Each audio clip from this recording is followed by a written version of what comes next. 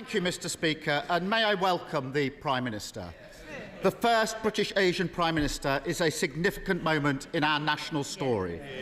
And it's a reminder that for all the challenges we face as a country, Britain is a place where people of all races and all beliefs can fulfil their dreams.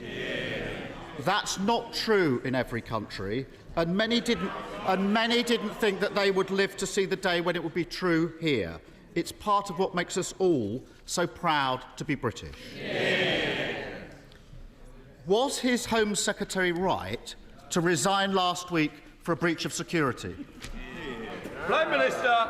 Well, Mr. Speaker, can I thank the honourable gentleman for his kind and indeed generous welcome to the dispatch box. I look forward to Prime Minister's question time with him, and I know that we will have, no doubt, robust exchanges, but I hope that they can also be serious and grown up. So I look forward to it. Well, he asked about the Home Secretary. The Home Secretary made an error of judgment, but she recognised that. She raised the matter and she accepted her mistake.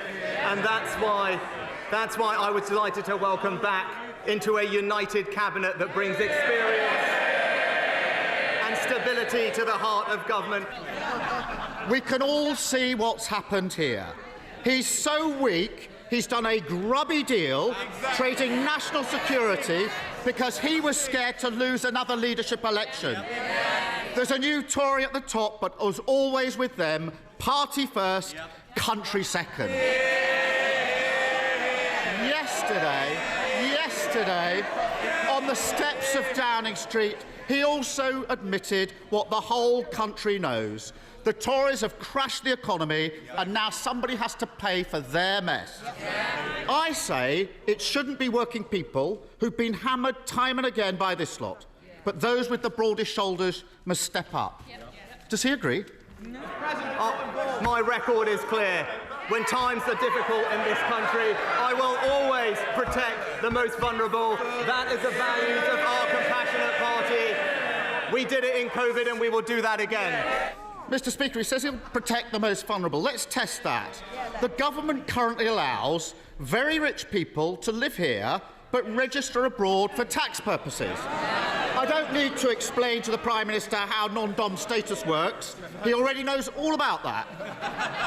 It costs the Treasury £3.2 billion every year. Why doesn't he put his money where his mouth is and get rid of it?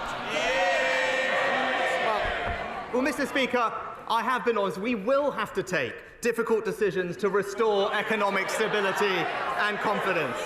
And my honourable friend, the Chancellor, will set that out in an autumn statement in just a few weeks. But what I can say, as we did during COVID, we will always protect the most vulnerable. We will do this in a fair way. But what I can say, I am glad, Mr. Speaker, that the party opposite, the honourable gentleman, has finally realised that spending does need to be paid for. It is a novel concept for the party opposite. This government is going to restore economic stability, and we will do it in a fair and compassionate way. I know he's been away for a few weeks, but he should have listened to what's been going on the last two. But anyway, I have to say, I'm surprised he's still defending non-dom status. He pretends he's on the side of working people, but in private he says something very different.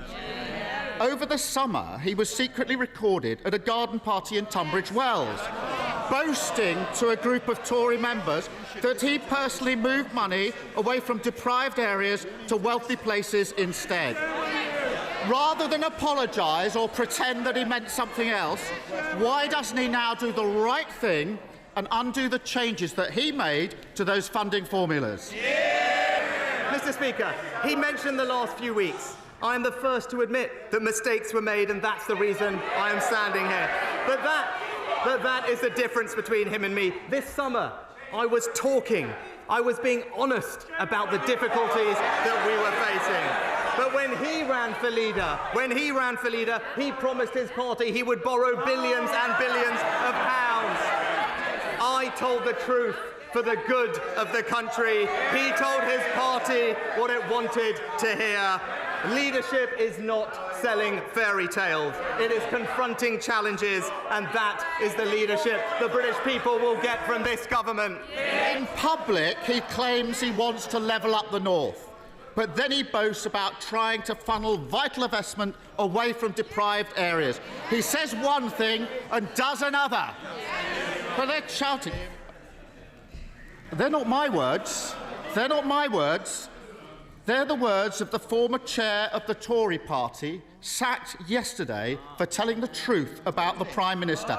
Even his own side know he's not on the side of working people. That's why the only time he ran in a competitive election, he got trounced by the former Prime Minister, who herself got beaten by a lettuce.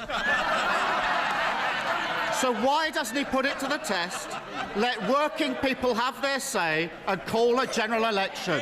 Mr. Speaker, he talks about mandates, about votes, about elections. It's a bit rich coming from the person who tried to overturn the biggest democratic vote in our country's history. Our mandate is based on a manifesto that we were elected on to remind him an election that we won and they lost.